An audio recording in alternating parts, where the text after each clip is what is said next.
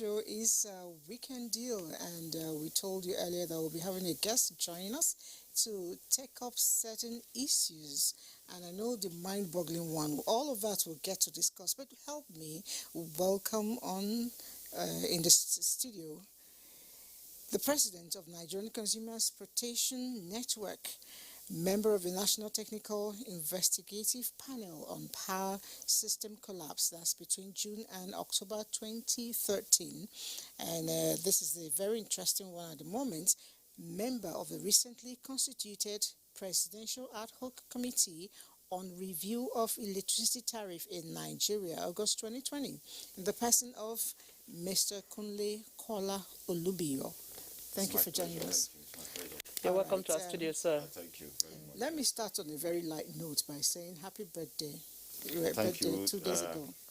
Birthday, not just birthday, Golden Jubilee. 50. Jubilee. Yes, 50. And I was wondering whether that's why your mustache is a bit of a Yes, goldy. I'm a golden boy, so thank you very much. That's a good one. Pleasure, yeah. So we're going to be speaking with the golden boy who is also representing us in a lot of ways. Let's start with the tariff.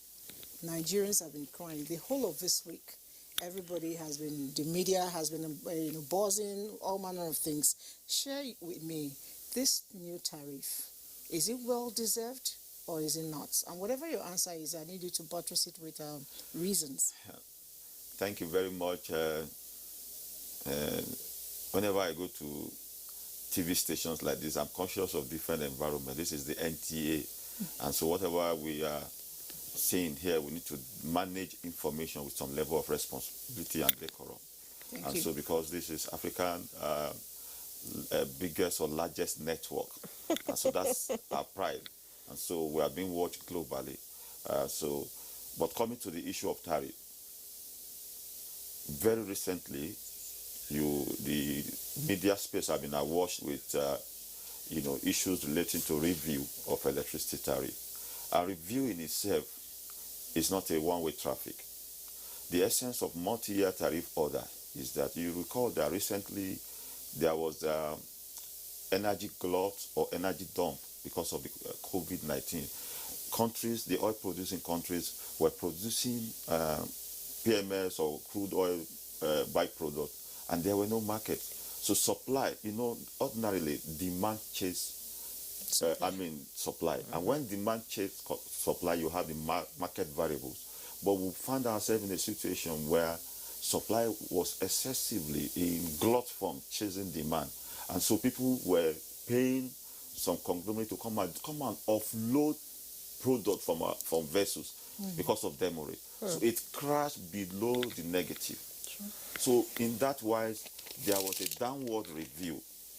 So what we are saying is that we are speaking to government, we are speaking to public that for this month now, the 2020 budget that was reviewed, in my committee that has Fola Adeola of GTB as the chair, and Charles Soludo, former governor of CBN, you have Makoju, these are big names, and we got presentation from various stakeholders. I'm a member, like you said, President Nigeria Consumer, representing you and I, and the President. The President is the consumer and everybody in government. So we got presentation from Generation Company, represented by Olubiyo and Dr. Joy Ogadi. Mbolu, formerly of UBA, is into generation, transport power. We got presentation from the distribution company, Professor Ledare, Professor of Energy Economy, meter manufacturers, Engineer Kola Balogun, representing the so across board, and the Minister of Finance. And the presentation made by the Minister of Finance is that at this point, post-COVID-19, the nation economy or nation as a state is at economic crossroad. Now we have a choice to choose between the collapse of the economy. I will not want Nigeria to collapse. You will not want Nigeria to collapse. Everybody out there will not want Nigeria to collapse. So I will not want, a reenactment of the Arab Spring. So what we have now is that we are oil-producing country, be it U.S. share, be it other African country. The product we have now, our supply is chasing demand, not demand chasing supply. So we are in the negative. Now, you recall that this same man who is a member of my committee, there was a time there was a global recession. And because of recapitalization of Nigerian bank under the leadership of Soludo as CBN governor, Nigeria was able to, upscale the absorptive capacity and absorb the risk, the shock from that, because we took some proactive steps. So in this 2020 review budget, the truth of the matter is that every month we have a deficit of 50 to 100 billion bill to pay as deficit. Deficit to fixed cost, deficit to padded cost of tariff, deficit to inflated cost of tariffs, like you say, gold, deficit to gold-plated prices, deficit to inefficiencies in the sector. But I'm coming in pricing methodology. So, but government has a responsibility. Okay. And now, consumers and government is being stampeded. Now, it is better for you to take decision that comes with like a bitter pill than not taking at all. So what the federal government has done is that, as it is now, our product, we are running on budget deficit. And we have done, from the state to federal, we have done downward review of the budget. And the tariff market shortfall was not accommodated.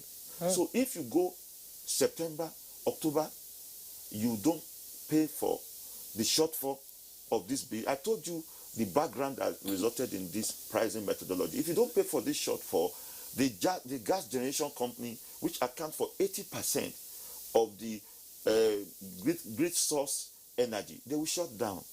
And when they shut down, Nigerians will not want to know what government is going through.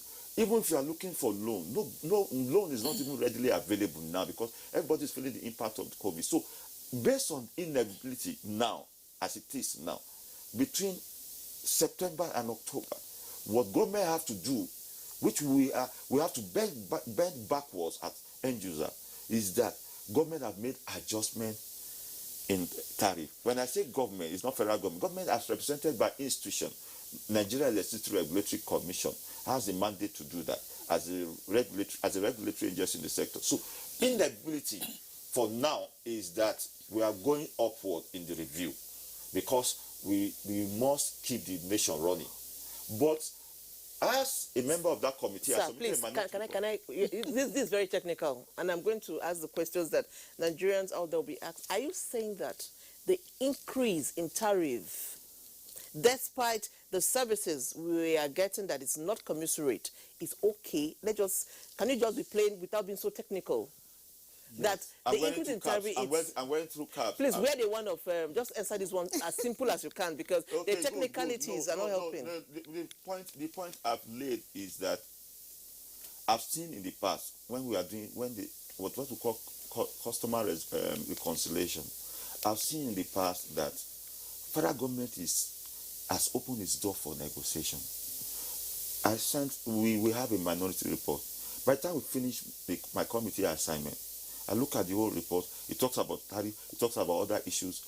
But because I went into that committee with about 2 decades of goodwill, my first line of interest is service and passion to the people, selflessness. And that is what advocacy and consumer representation represent. So when I got the report, I refused to sign on one reason, not because I disagree, but I felt that I will not append my signature to this. So we must have a minority report that will encapsulate all our views. And we presented minority report directly to the President, Minister of Finance, the Chief of Staff to the President, what have you. And so what we are saying is that for now, for us to take decision now, the budget for September and October, there is no at all for this year review budget, amended budget. There's no subsidy. You still went back to the technicalities. Can you bring it? Keep it simple. Every month, the bills. For example,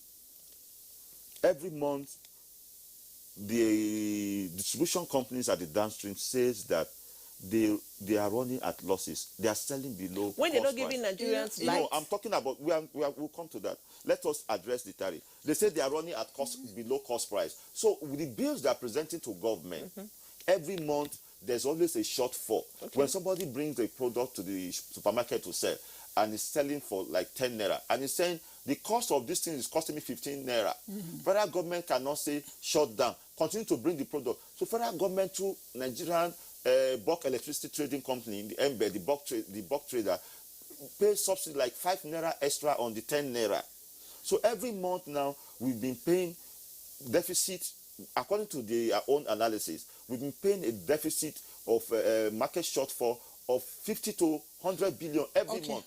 Now, because we don't have the luxury of that resources now, and it's not, and you put that into budget, the president will not dip into his pocket.